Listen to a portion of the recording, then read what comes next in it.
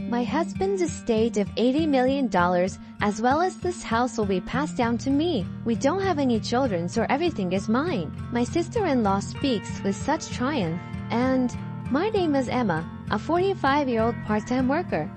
My husband and I have two sons, a senior and a sophomore in high school. My eldest son has taken the college entrance exam this year. He aspires to be a lawyer and has been studying diligently. He has wanted to be a lawyer since he was a small child, possibly influenced by my older brother Oliver. My brother is a lawyer, and about a few years ago, he established a law firm and even had a few lawyers. My eldest son, who had grown up watching my brother do this, loved to study and always got good grades, even in elementary school. When my brother had heard that my eldest son wanted to be a lawyer, he was overjoyed and encouraged him. My eldest son told my brother whenever they meet, "I will be a lawyer like you, uncle." My brother chuckled as he responded, "Hurry up and become a lawyer and follow in my footsteps." When my brother, who was married but had no children, came to visit us, he gladly plays with my sons and spoils them. My brother's wife was 10 years younger than him. She was an eccentric, or rather a difficult woman who never visited our house, so we never really spoke to her. My brother and I lost our parents when we were young. So when I was about to get married, my brother took place as a parent, and after I married, he married as well. My husband and I were relieved when we knew that my brother was planning to marry a young woman. But when we actually met his fiancée, I was surprised at how grumpy she looked. We were expecting a happy faces because she was about to marry my brother, but she looked at us with a sulky look. I said, "You two are great together," in front of my brother and his fiancée, but I told my true feelings when I returned home and was alone with my husband. I was curious as to why she appeared so unhappy. After the marriage was finalized, my husband seemed to agree with me and responded concernedly, "She wasn't a particularly pleasant bride." It can't be helped but we care. My brother married his 10-year younger fiancée. Shortly before they got married, my brother bought a house, so my husband and I took our children and visited them to celebrate. The house was magnificent and astonished me, as expected of my brother because he runs a law firm. But we did not see my sister-in-law, so my husband jokingly said to my brother, "Has your wife already left you?" My husband was obviously joking, but seeing my brother's stern expression, my husband and I became nervous. According to my brother, whenever there is something, sister-in-law returns to her parents' house. Today was her mother's birthday, so she is staying over to celebrate. My husband's shoulders slumped, thinking he had said a bad joke. Suddenly, my brother asks us with a straight face, "If I ever can't have children, can I adopt one of your children?" I thought my brother was joking, saying something like that, but he looked serious. I couldn't answer his unexpected suggestion, but my husband laughed and replied, "We don't know what the future holds, so let's discuss it when it happens, okay? If you are okay with our children, you are free to adopt whichever you want." My husband didn't seem to take it seriously and dismissed it, but I was concerned about the adoption, and more importantly, that my brother and his wife were not getting along. It wasn't my place to intervene because it was their problem, but I was concerned. After that, when we visit my brother's house, or he come over to our house, it was always just him. My sister-in-law never showed up. My brother also never mentioned her, so I avoided asking him about her. They had been married for more than 10 years and I have almost been forgotten about her existence. This year, my eldest son was accepted into his dream law school. My brother brought up about adoption again. When he came to our house to celebrate my son, like I said before, "Would you allow me to adopt either of your kids?" he asked. My brother and his wife were unable to have children, and so he asked the question once more. They had just gotten married the last time we discussed it, so there was no sense of hurry. But this time my brother seemed serious. Nonetheless, my husband appeared to take it lightly and responded quickly, "Would you prefer to have our eldest son since he aspires to be a lawyer?" My husband said it so simply, but I was cautious, because it is a major life-changing decision for our sons. Though they were going to be adopted, they would be with my brother. He is their uncle, so my sons would be fine. But I was worried about my sister-in-law. I was concerned that she would mistreat my son, who were not her biological child, so I asked my brother, Is your wife in favor of adopting? My brother replied with a sour smile. Don't worry about her.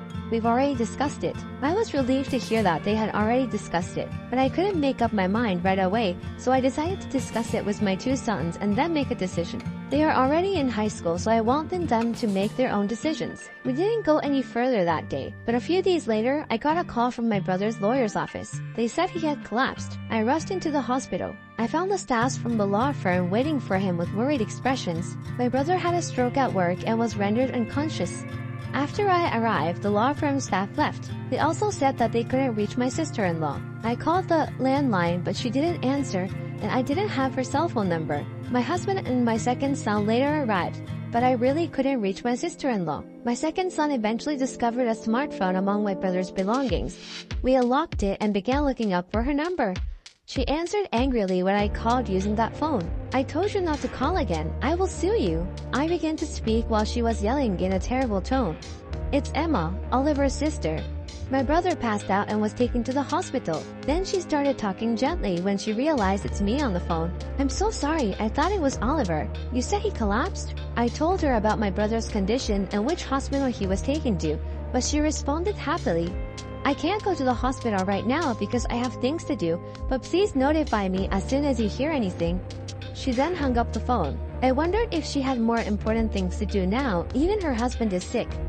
Now that we know my sister-in-law cannot be any help, we decided to take care of my brother. Since my eldest son had finished his university entrance exams, and he was relaxing at home most of the time, he visited my brother every day on my behalf. My brother never regained consciousness and remained in critical condition, but my sister-in-law never called nor visited the hospital. About a week after my brother was hospitalized, I called my sister-in-law again. She answered the phone quickly and gleefully. What's the matter? Did he die? I wanted to yell at her for being so rude, but I responded quietly. He is still alive. Why don't you visit the hospital? She retorted as if she irritates me while I hold back my rage. I'm not a doctor, nor am I a spiritual healer. There's nothing I can do for his recovery. I became even more enraged by her demeanor, so I hung up the phone. I began to suspect that my brother wanted to adopt one of my sons because he had given up on having children with his wife. I think they weren't getting along. When my brother's marriage was finalized, I asked him how they'd meet, and he said they met through a marriage counseling agency. Maybe my sister-in-law married him because he was a lawyer and she wanted to have a good life. This thought enraged me even more, but when I mentioned it to my husband, he said something even more crueler. If Oliver dies in this situation, his wife will inherit the entire estate, since they don't have any children. So my brother came to celebrate my eldest son the other day and spoke to us about adoption. Maybe it was because he was thinking about his inheritance. I wish I could have decided at that time, but there was nothing I could do. After my brother left that day, I casually mentioned it to my two sons, and my second son told me that he would be happy to be adopted. Unlike my eldest son, my second son has no goals at the moment.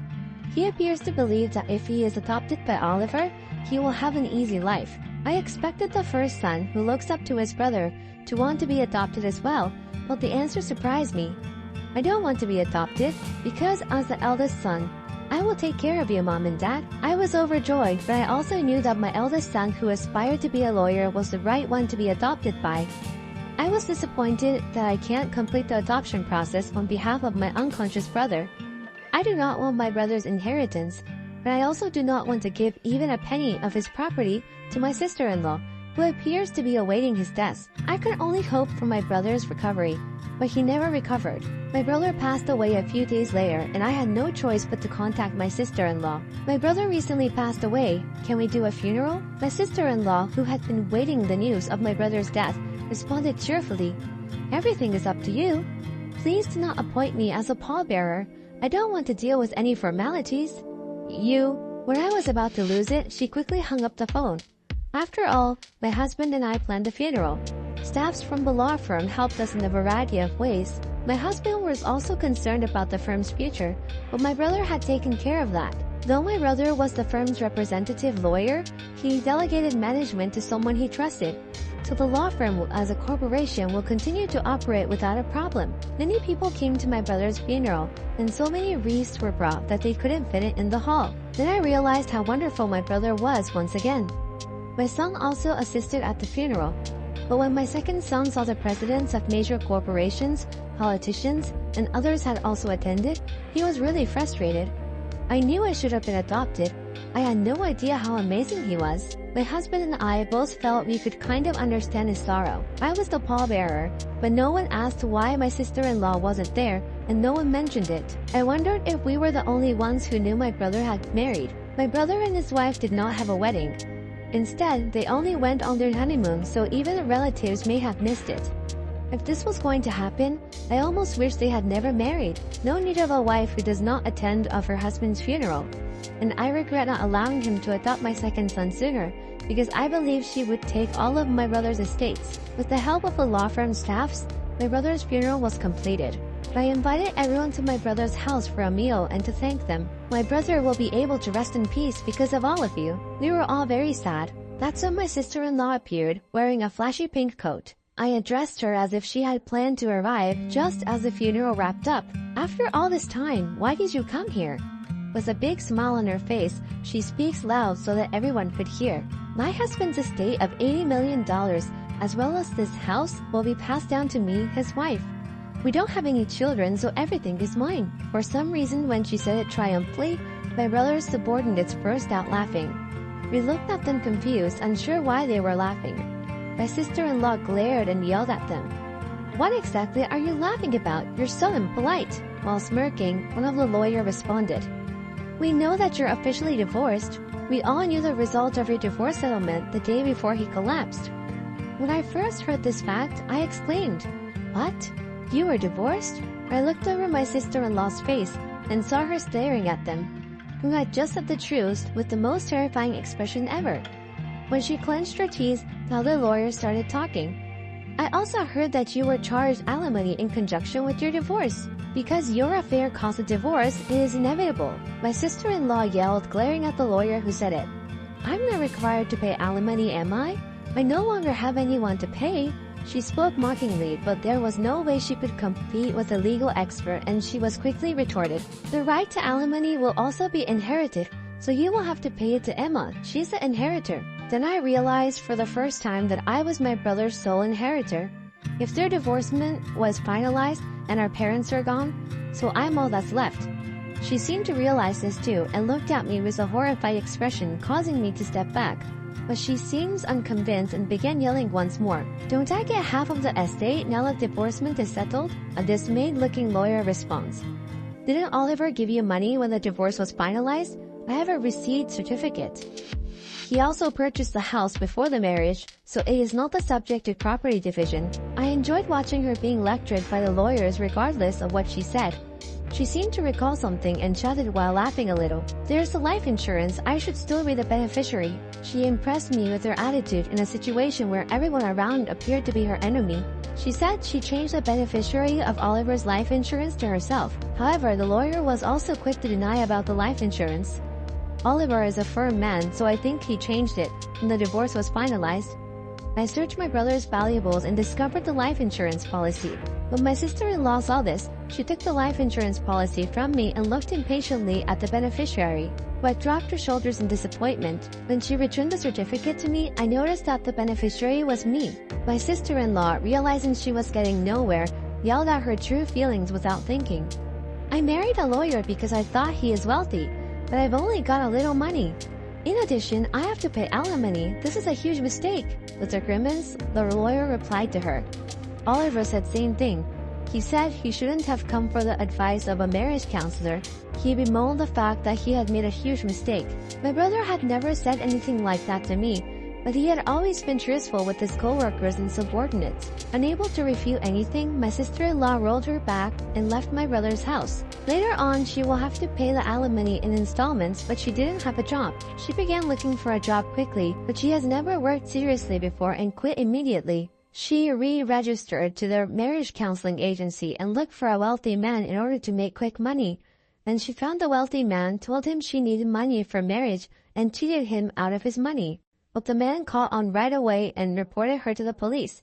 She was arrested for marriage fraud, according to the lawyer who works in my brother's law firm. To be honest, no alimony was ever paid to me, and when I went to see the lawyer about it, the story came up. In dismay, the lawyer told me, Now that she has been apprehended, alimony payments may be impossible to obtain for the foreseeable future. Alimony is not something I am interested in. I was more interested in seeing her suffer a terrible fate. I believe my brother would agree, so I would like the police to investigate thoroughly her other crimes, etc., and charge her as a felon in court. My family moved into a house that my brother had left behind after unexpectedly inheriting his property. My husband and sons were ecstatic to be able to live in a big house after previously living in an apartment.